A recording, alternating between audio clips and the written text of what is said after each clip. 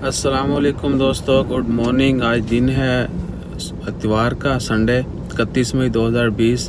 दोस्तों आज आपको दिखाएंगे ट्रैफिक की सूरत हाल लॉकडाउन में कैसी थी और लॉकडाउन के बाद जो है वो कैसी, चूँकि आज 31 मई है और गवर्नमेंट ने ऐलान किया था कि 50% जो हैं वो गवर्नमेंट एम्प्लॉयज़ जो हैं वो काम पर आएंगे।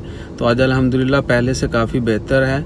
रोड की जो है वो कंडीशन बोल रहा हूँ कि रोड पर जो है ट्रैफिक की सूरत हाल। तो देखिएगा 30-30 सेकंड के दो क्लिप हैं। पहले मैं डालूंगा लॉकडाउन के दौरान वाला क्लिप, एक ही जगह का बनाया हुआ है, और उसके बाद दूसरा क्लिप 30 सेकंड का, वो लॉकडाउन के बाद का। तो इंशाल्लाह खैर काफ़ी रौनकें आ रही हैं मस्कत में वापस। अपना ख्याल रखिएगा, चैनल को कीजिएगा सब्सक्राइब। इंशाल्लाह मिलते हैं फिर अगली वीडियो में।